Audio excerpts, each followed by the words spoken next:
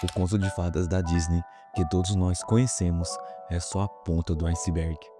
Por trás da história que se tornou um ícone da cultura pop, existe uma versão muito mais sombria, complexa e, em alguns casos, até perturbadora. Vamos juntos fazer essa viagem do tempo, voltando para as origens desse conto e compará-lo com a versão que a Disney nos apresentou. O início de tudo, as origens da Branca de Neve. Quando pensamos na história da Branca de Neve, muitos de nós automaticamente lembramos do clássico de 1937 da Disney, o primeiro longa-metragem animado da história do cinema, e que trouxe à tona a princesa com a pele branca como a neve, os lábios vermelhos como o sangue e os cabelos negros como o ébano. Uma imagem doce e pura, mas a história original não é bem o que você imagina. A origem da Branca de Neve remonta no século XIX, quando os irmãos Grimm publicaram a famosa versão da história em seu livro, Contos de Fadas Alemães, em 1812. No entanto, a história que eles escreveram não era exatamente como a Disney a adaptou. A narrativa dos irmãos Grimm estava mais próxima de um conto sombrio, que refletia muito dos medos e das lendas do povo alemão da época. Nessa versão, Branca de Neve não é a princesa pura e inocente que conhecemos, mas uma jovem que sofre de uma série de eventos traiçoeiros e perigosos. Ela é alvo da inveja de sua madrasta, uma mulher com um ego monstruoso que não consegue suportar a beleza de Branca de Neve. E esse tema de inveja vai ser uma constante da história, com repercussões muito mais cruéis do que a animação da Disney nos mostrou. A madrasta malvada, uma figura muito mais perigosa. Na história dos irmãos Grimm, a madrasta da Branca de Neve é de fato uma figura terrível, mas aqui é importante entender o contexto de onde ela vem. A madrasta não é apenas uma mulher vaidosa, ela tem uma relação profunda com a magia e a bruxaria, sendo uma mulher que é obcecada por manter sua juventude e beleza. A famosa cena do espelho mágico, em que a madrasta pergunta: "Espelho, espelho meu, quem é a mais bela do reino?" Na versão dos Grimm, é apenas um reflexo da obsessão que ela tem por ser a mais bela, e por sua total incapacidade de aceitar que alguém mais, como a Branca de Neve, poderia tomar o seu lugar.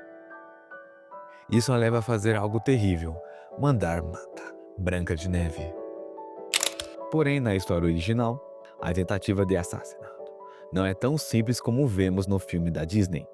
Em vez de um caçador que apenas poupa a Branca de Neve, a madrasta instrui o caçador a garota e traz-lhe os pulmões e fígado dela como prova. Algo extremamente macabro, não é mesmo? No entanto, Branca de Neve sobrevive, escapando para a floresta, onde encontra um refúgio na casa dos sete anões, que são muito mais rudes e desconfiados do que as figuras bonitinhas e animadas da versão da Disney. A Casa dos Sete Anões é outro ponto em que a versão da Disney suaviza bastante as coisas. Nos contos dos irmãos Grimm, os anões não são seres especialmente afáveis e prestativos. Eles são retratos como homens simples e até ásperos, que têm uma vida tranquila, mas que não hesitam em tomar atitudes drásticas quando se veem ameaçados. A versão original também não é tão voltada para o humor como vemos no filme de 1937. Eles não têm as personalidades cativantes e peculiares que a Disney criou para torná-los memoráveis. Outro detalhe curioso é que a forma como a Branca de Neve é salva, em vez de um beijo de amor verdadeiro, como no filme, Branca de Neve é resgatada quando um dos anões, que a encontra em seu caixão de vidro, dá um movimento acidental que acaba fazendo com que ela acorde. O caixão não é um gesto romântico, mas uma forma fria e ameaçadora de um encantamento não resolvido. A magia e os feitiços. A trágica perseguição. A perseguição que a madrasta faz para acabar com Branca de Neve também é bem mais perigosa e cheia de feitiçarias.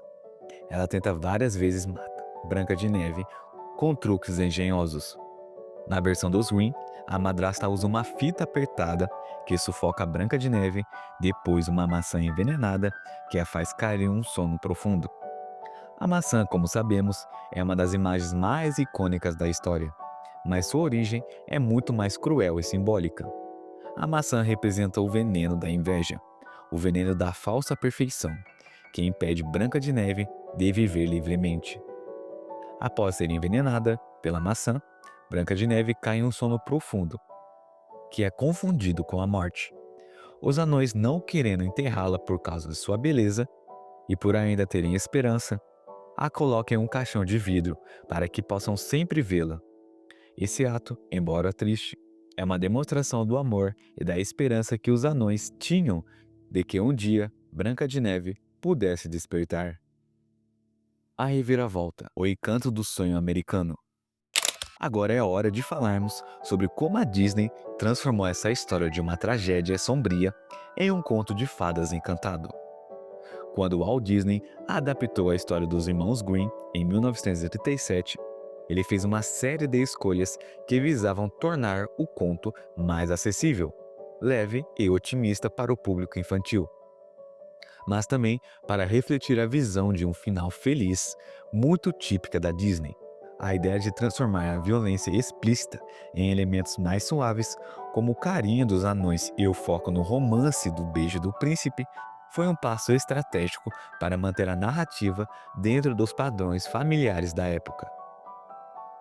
Ao invés de uma madrasta cruel e maliciosa, a versão da Disney nos apresentou uma vilã icônica, a Rainha Má, que não só busca a beleza interna, mas também a juventude, algo que é bem refletido no espelho mágico e nas várias tentativas de assassinato. Contudo, a maior diferença entre as versões reside, sem dúvida, no final. Enquanto no conto original, a Branca de Neve acorda de um modo inesperado e sem romance, na Disney temos o tradicional beijo de amor verdadeiro, a marca registrada da mágica Disney. Isso reflete a visão idealizada do amor e da felicidade, onde o príncipe aparece como herói que resolve todos os problemas.